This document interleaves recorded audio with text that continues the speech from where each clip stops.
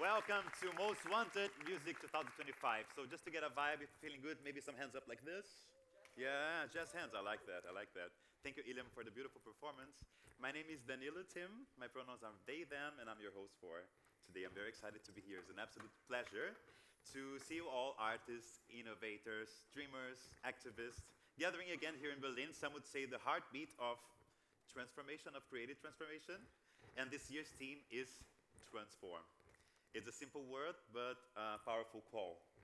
Not only to adapt to change, but to also actively design the future of music across culture, business, and technology. Because transformation doesn't happen just through us, but through us, in how we think and create and connect. And I have to say, this theme feels very deeply close to me as I'm migrating from music to driving fast cars. I'm kidding. But I'm actually shifting, as many of you maybe are in the last year or months. Has been difficult also as an independent artist. I've been shifting projects, how I deal with projects, doing new things, also studied DJing.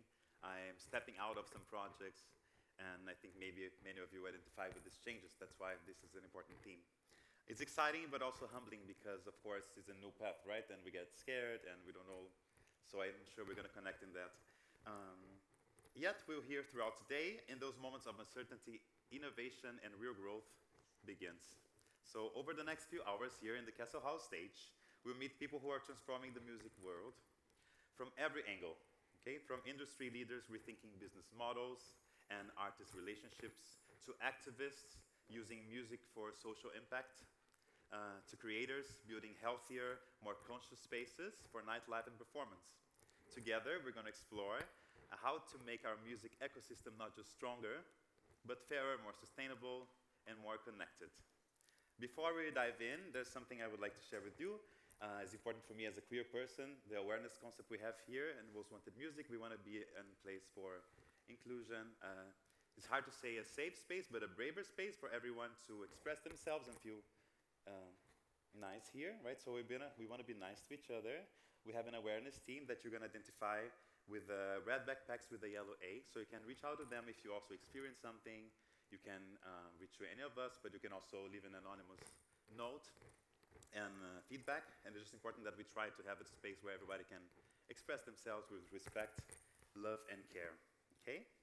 So a few quick practical notes for today before we start. There's going to be always Q&A afterwards, and you can put your questions in the swap card. This app that you can connect with everyone is amazing. You see everyone's faces and profiles, and I'm going to be getting the questions from there. If you don't have, we're going to try to get the conversation going, prepare some things, okay? We try to keep the time also because we have a lot to tackle today. And most importantly, take time to connect with each other. I think Most Wanted is really about that, right? Not only to other artists, change makers, like I said, but all the different niches that are here together. This is very special. I see so many beautiful faces, people that I met throughout the world that are here, excited to be here and connect with you. So to begin this journey of transformation together, I'm honored to introduce the people who helped make this gathering possible, which are going to be now Olaf Kretschmer, co-founder of the Club Commission and chairman of the Berlin Music Commission, Lindy Delight, head of programming of Most Wanted Music and a transformation coach herself, and Stefan Hengst, which is director of Most Wanted Music, a creative leader who's been connecting music, tech, innovation in powerful ways. So give me a warm welcome for Lindy Delight, Stefan Hengst, and Olaf Kretschmer. Welcome.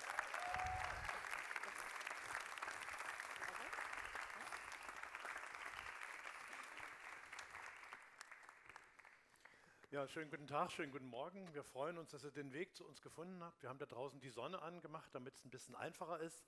Ne, ein bisschen schön. Mein Name ist Olaf Kretschmer, ich bin Vorstand der Berlin Music Commission. Wir führen die Most Wanted durch. Herzlich willkommen zur Most Wanted Music 2025. Das Thema ist Transformation. Das ist uns äußerst wichtig. Wir wissen, dass wir die Musikbranche öffnen müssen, ändern müssen. Wir müssen sie diverser machen, inklusiver, transparenter. Und nicht nur aus moralischen Gründen, nicht nur aus ethischen Gründen, sondern auch um zukunftsfähig zu werden, auch um die Kräfte des Kulturgutes Musik zu befreien, um innovativer zu werden. Das ist wichtig. Wir haben uns in der Vergangenheit schon in mehreren Stufen mit dem Thema Transform befasst, die sich alle überlagern. Das ist niemals abgeschlossen. Der erste Schritt war die digitale Transformation. Das nächste war Diversität, Nachhaltigkeit, der nächste Schritt. Jetzt sind wir gerade dabei, die Musikbranche für die Jugend zu öffnen. Da drüben im Franz-Club findet gerade ein Jugendfestival statt ab 9 Uhr. Wir wollen junge Menschen auf Augenhöhe in die Branche begleiten und wollen ihnen realen Gestaltungsraum anbieten. Und es wird der nächste Schritt im Transformationsprozess wird die Öffnung der Musikbranche zu einem Music Ecosystem sein. Also wir werden uns verbinden müssen mit allen Existenzweisen von Musik auf einer lokalen Ebene in der Stadt. Das heißt mit Universitäten, mit Hochschulen, mit Forschenden im Bereich Musik, mit Themen wie Chören, wie Laienmusik, also viele Felder. Und wir werden vor allem aufhören müssen, glaube ich, musikalische Genres zu diskriminieren, weil sie angeblich künstlerisch nicht wertvoll sind.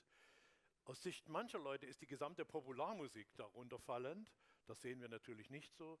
Andere sehen aber auch Folkmusik, Countrymusik und Schlager kritisch. Das ist nicht okay, weil diese Musikstile sind für viele Menschen sehr wichtig. Sie sind für ihre Identitätsentwicklung sehr wohl sehr relevant und wir sollten damit respektvoller umgehen und uns insgesamt viel breiter aufstellen. Erst wenn wir das machen, können wir da draußen der Politik, der Gesellschaft, den Medien klar machen, welche große Rolle Musik in unserer Welt spielt, wie entscheidend sie ist und welche gesellschaftliche Wirksamkeit hat. Musik ist Zusammenhalt. Jeder Mensch, der sich mit Musik befasst, tritt in Kontakt zu anderen Menschen. Also egal, ob man zu Hause im Keller probt oder in die Oper geht, im Club die ganze Nacht tanzt, ein Konzert hört, man begibt sich in Kontakt zu anderen Menschen und Zusammenhalt ist das, was der Gesellschaft da draußen gerade abgeht, was gerade fehlt, was gerade schwierig ist. Musik ist in diesem Kontext total wichtig und ich denke, auch deswegen ist es wichtig, dass wir uns mit diesem Thema Transform befassen. Lindy hat ein tolles Programm zusammengestellt mit 200 Speakern und wir sind sehr gespannt, was ihr herausfindet, wie ihr das ganze Thema Transformation neu aufstellt.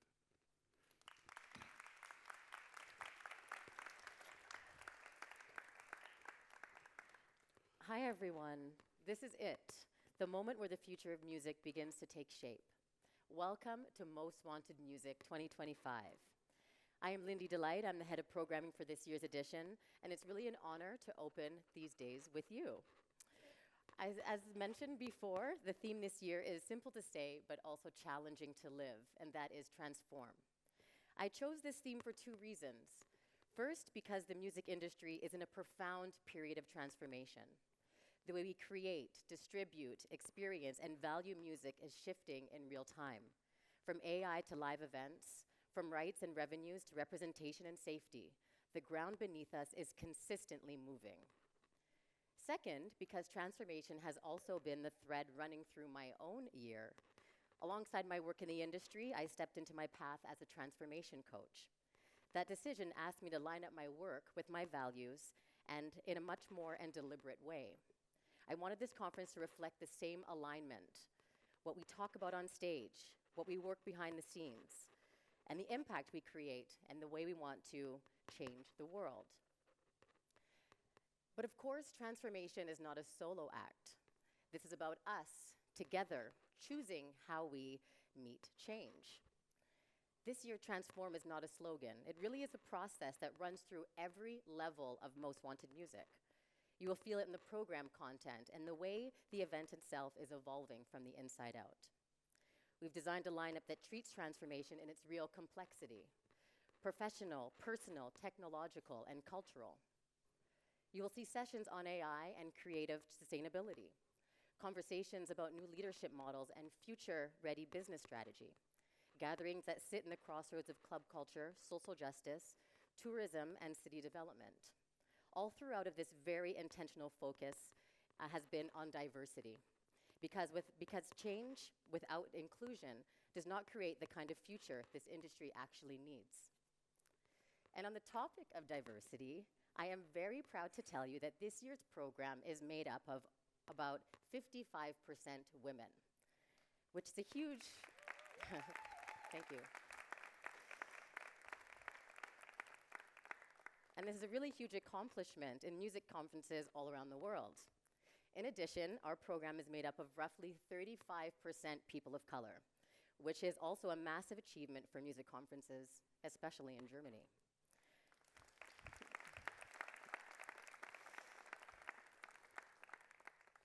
I really had the intention to challenge my team to go above and beyond to research and present speakers from underrepresented communities. It's important for these stages to represent the current and future landscape of the music industry. As the head of programming, my focus has been creating more structure as well and long-term scalability so that future editions can grow from a clear and strategic baseline. To hold all of this, we work with 4 interconnected verticals: business, scene, social impact, and next tech. Business, because modern monetization, touring strategy, and smart funding decide whether creative work can truly sustain life and a team. Social impact, because diversity, fair pay, wellness, and sustainability determine whether our progress is shared, fair, and humane. And next tech, because AI, Web3, and new experience tech are redefining how music is created, discovered, experienced, and owned. Scene, because nightlife, venues, and local collectives hold the economies, the memories, and politics of music in real communities.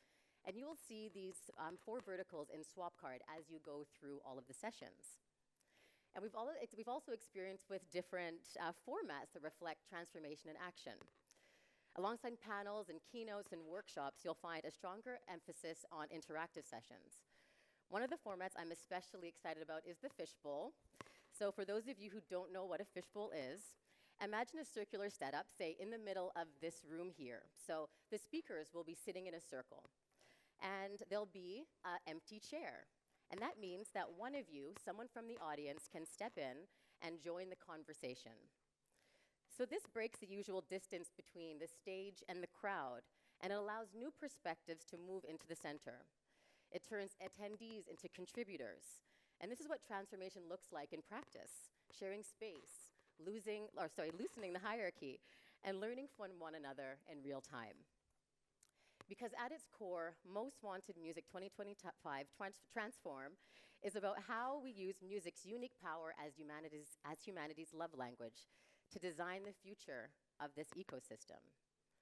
We are not here as passive observers, watching trends roll all over us. All of us here are the engineers, the architects, and the creative builders of what comes next. Over the next days, I would invite you to ask yourself a few questions. The first is, where am I resisting change that could actually expand my work and my impact? Where does my leadership need to evolve, not just for my own success, but for the communities and the cultures that I interact with? And the third, what am I willing to transform in how I collaborate, how I share power, or how I design opportunities for others? Because success is measured on the decisions you make when you go home, the partnerships that you start here and carry forward, the policies that you rewrite, the artists that you start to back, and the safer spaces you build. It's really about the long-term changes that you commit to.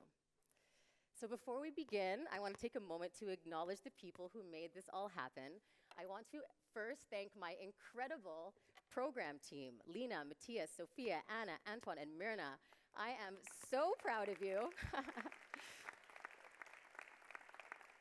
And I'm so incredibly proud of what we built together. And I'm so grateful that all of you will get to see what we've been shaping for so many months.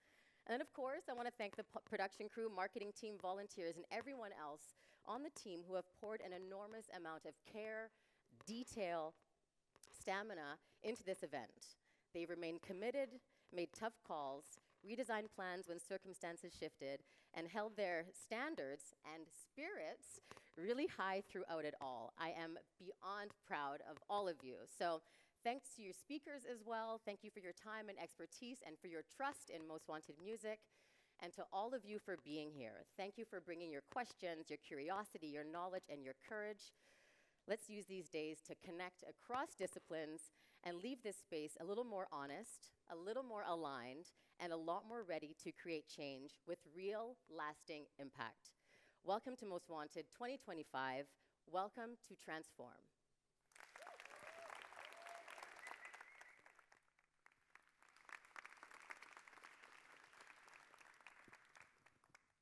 All All right, good morning everyone. Also from my side, my name is Stefan Hengst. I'm the director of Most Wanted Music since its beginning. It's our 12th year this year, I think, 5th time here at Kulturbrauerei. Welcome everyone. I'm really happy that you're here at that relatively early time for the music business already. So I'm going to guide you a little bit through the course of the next 2 days. We have a packed program on 10 stages in total, stages and workshop rooms. We have our central networking area over here at Palais, so please go there and join the matchmaking events, for example, that are happening there in the afternoon, some of which you might have still need to register for. Please use our app, Swapcard it's called. If you download Swapcard or use it in your mobile browser, then you have to choose the event, M25, and then scroll to all the sessions, go to the networking, matchmaking events, and register if there's still free spots. Also, we have some partners and exhibitors over there, some NGOs exhibiting, some sponsors. You'll get free drinks over there at Palais the whole day, non-alcoholic drinks. But yeah, check it out. We are over there at Soda in 4 rooms. We are at Palais, we are at Franz. Today was Listen to Berlin Youth, our youth festival, but tomorrow also with our convention. Research program is going on there. We are over there at Haus für Poesie, so all over the Kulturbrauerei more or less. Please have a look at our venue map and you'll find the several stages and workshop areas. Today evening and tomorrow evening, there's also MWM Live going on, our showcase festival with more than 30 live acts on 4 stages. Today the youth band starts at Franz along, then at 7:45 we have the official opening concert of MWM Live here at Kesselhaus main stage, and then all other concerts around today and tomorrow. Your ticket and your wristband is also valid for that, so you can just stay and join the concerts on both days. Today evening from 6 to 8 p.m. we have our so-called MWM reception ball over there at Palais, together with some partners. You're invited to join our central networking event. There might be some free booze also if you're lucky, or partners did invite some of you, but if not, you can still join and meet and mingle with all your fellow attendees. You might have seen it already. We have a translation here on the big screen and also on the smaller ones, so in case you need some support in translating from English to German or other way around, or from speech to text, you can use the app that we prepared for you. It's not this one, Swapcard is our festival app, but Boost Lingo is the one, the other QR code. It will show up in a minute again. Please scan the QR code and then you can use the live translation on your mobile phones. Tomorrow at 10 a.m. We invite you to join our networking breakfast presented by our partner, the Initiative Musik. It's happening at 10 a.m. over there at Soda Restaurant. It's free for anyone, no need to register. Just come and join and have some breakfast with us.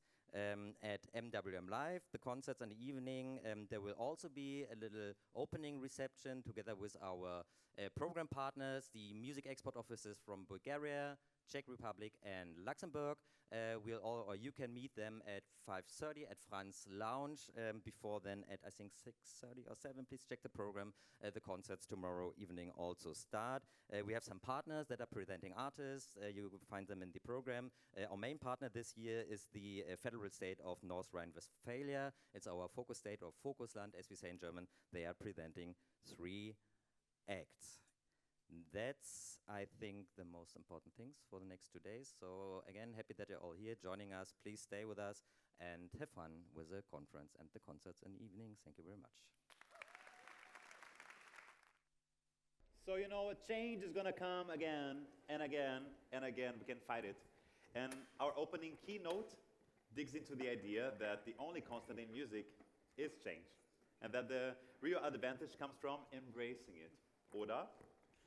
Patrick Mushatsi-Kareba is one of the leading minds in music transformation in Germany, with expertise in Sony Music GSA and deep ties to the digital revolutions that reshape the industry. Okay, today Patrick will share lessons learned from decades of reinvention of the mindset and the shifts needed to design the future of music rather than simply reacting to it. So please welcome our keynote speaker, Patrick Mushatsi-Kareba.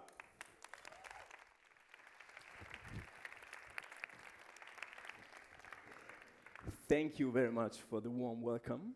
So So nice to see you all. Great.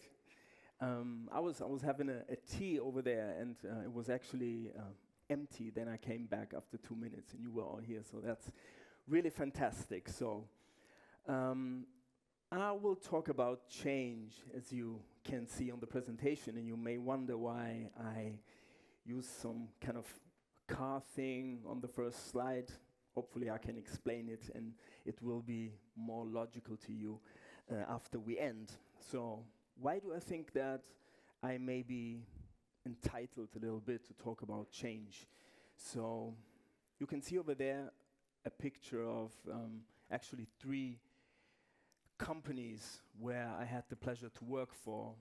So first of all, it was in the early 2000s. I had the pleasure to join Deutsche Telekom, and they said to me, Patrick, we need a person who is a digital expert, or what at the time was considered a digital expert, basically a person who can surf in the internet, basically, and at the same time a person who has ties to the music industry. So before that I was a music journalist, and I went to joined Deutsche Telekom, and they said, you know, we need a music service. Can you help us and build a music service? I said, yeah, sure, why not? I basically, such a big company, most of all will be familiar with the company. So that was a very interesting time. I could work just as in a startup in a way, because on one hand I was part of this major company, but at the same time I was totally free, because no one actually believed in the idea of music and the digital space, the internet in general, or not so many people. So they gave me basically a blank piece of paper, and they told me, Patrick, here you go. So until I joined Deutsche Telekom, I had never worked with lawyers when it comes to making deals with artists and companies. I had not worked with agencies when it comes to developing a logo, for instance. And all those areas were completely new to me. And even the name, I actually was in a cafe on an evening, and they said, I received a text saying, did you think about the name? And I said, okay, why not? It will be download music. Let's call it Musicload. Let's keep it simple. And on the day after, I went to the office, and actually so the name was not taken. I said, okay, let's go. Let's do Musicload. And I told them, you know, I want this to be an own brand. And that actually became the first vertical of Deutsche Telekom. I was not familiar with the term vertical at the time, but you know, I was like lucky in a way that people, they were saying, okay, just do it. And that became the first music download service of Deutsche Telekom. That was in 2002, 2003. So 1 year before iTunes launched in Europe. And after that, you know, we had a good start in the business at a very small level, but at that time labels were saying, particularly here in Germany, they were saying, you know, the digital space is great, but you know, 98% of the music is still being sold physically. So, and there was this notion that this would never change. They were saying, you know, and here we have a retail landscape. Basically, you can buy a CD from Hamburg to Garmisch-Partenkirchen or to Munich, and at MediaMarkt everywhere. And I say, you know, it's a great project, but you know, and it's good at the time. People will say, yeah, change sounds good, but you know, we will remain this kind of island where people buy their music and want to own it. I said, okay, but my job is to convince you that things may change. And you know, I did that for 3 years, and then Napster came calling. I'm sure, who is familiar with Napster? Can you give me a sign with the brand Napster? Okay, so I suppose that you're you're familiar with it because you know the illegal version of Napster, right?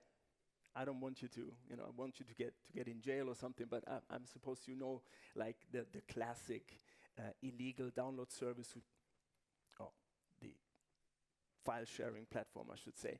So, so I didn't go to that form of Napster. I joined actually the third reincarnation at the time.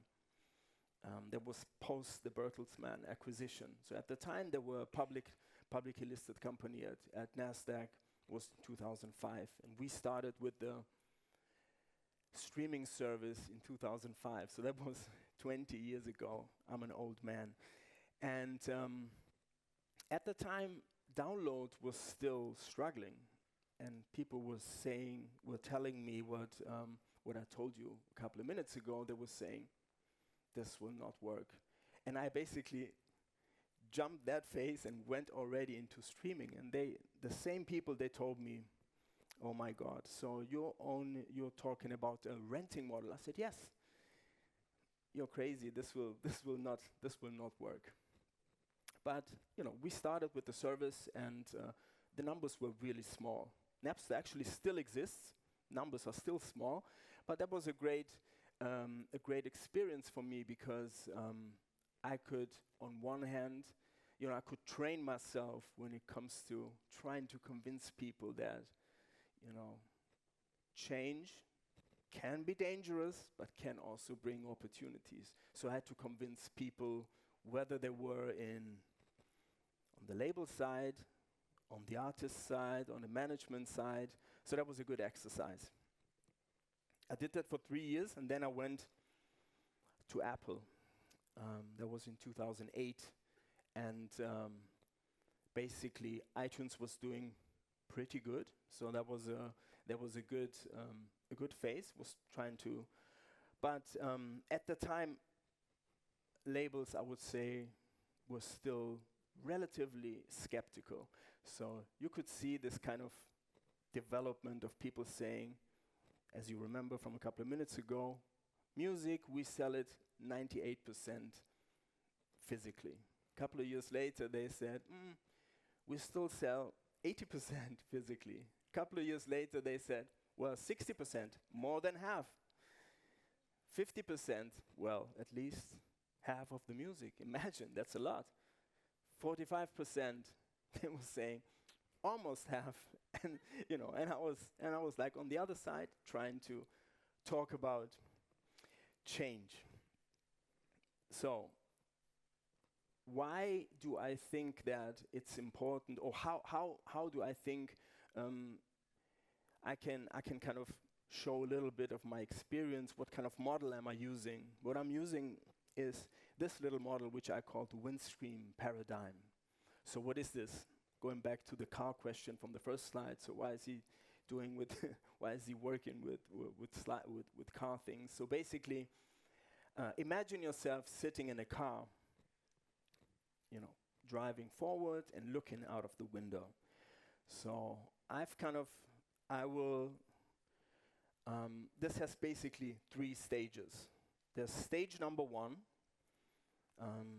which can be applied to people who are telling me this will never change and we always did it like that. Stage 1, which I, define as a stage where you are trapped in the rear view. So basically, when you're driving like that. So you're not looking in front, you're not looking to what can come, may come, or is already coming. You're locked in the rear mirror, and you say, we want to protect what has been and what has gone. That's stage number 1. As you may imagine, not something I would recommend. Stage number 2, the tunnel vision forward, which would be not driving like that, but only with a very limited view. So basically saying, we need to change for the sake of change. Just do change, and cut everything what has been. Also not really recommendable in my view. I try to, bring people and kind of being an advocate for stage number 3, which is the balanced vision. So basically, talking about this kind of driving situation. You drive, you look forward. Primarily, you look to the opportunities, to things which can be changed or will be changed or are in the process of changing. But at the same time, you see the rear mirror. So at the same time, you keep one eye on the rear mirror, basically saying, okay, where did I do a mistake? You know, what can I learn from things in the past? And this can also translate into how do you compose your teams, basically. Because when I joined, after Apple, I joined a label for the first time. So I was on the other side of the fence. I joined Universal Music, was their general manager for a couple of years, and then from 2018 up to last year, I was CEO of Sony Music in Germany, Austria, and Switzerland. And when that happened, people were saying, oh my God, that's this kind of Silicon Valley digital guy, and I'm the radio promoter, I'm the TV promoter. I will be axed right away. And I said, no, that's not what I'm saying. That's not what I'm saying, and that's wrong. I'm giving you an invitation on, okay, let's acknowledge that things have changed. You work for radio, you work for TV, that's great. But do we agree on the fact that the impact of TV and the impact of radio has shrinked? It's much smaller than it was in the past. And at the same time, that means that you can have, if you had 10 resources on TV in 2006, you can't have 10 resources in 2025. But that doesn't mean that you need to fire all the people. You can, okay, for instance, I changed the TV promotion people, I turned them into audiovisual promotion people. What does that mean? Basically, you know, that incorporates YouTube and all the creators who basically are doing a variation of the job they were familiar with, meaning TV and so forth. That's what I mean by intergenerational wisdom. Basically, that change doesn't mean to axe all people who maybe have been doing old jobs for a long time. That's not what I'm saying. Why do I think that this has an impact also on society and on other areas? When I'm talking about the technology sector, I think it's a very, very straightforward one. You can also speak about, for instance, we're in Germany, we can speak about the car industry, right?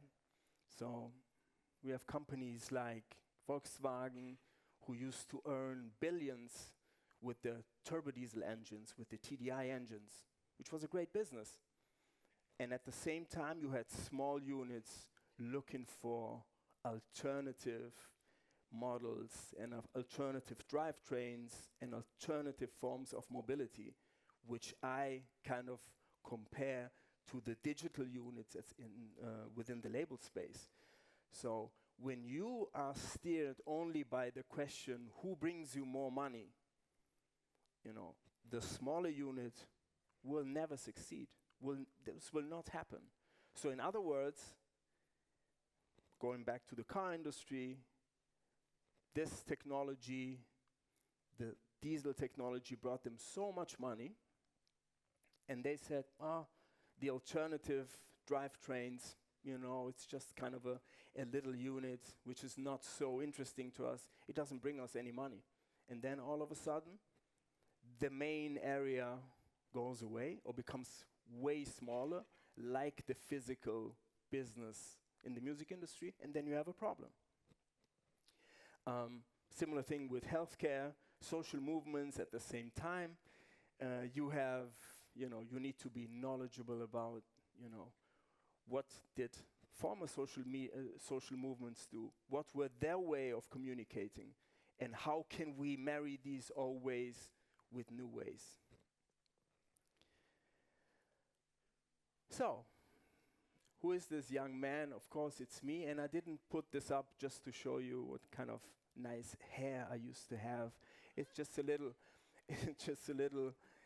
some pictures who kind of highlight and display this professional journey and, you know, and the things which did happen alongside me being a music fan and being a professional person. So see, on the first picture, I was, I think, 2 years old, so my music taste was rather limited at the time, I suppose.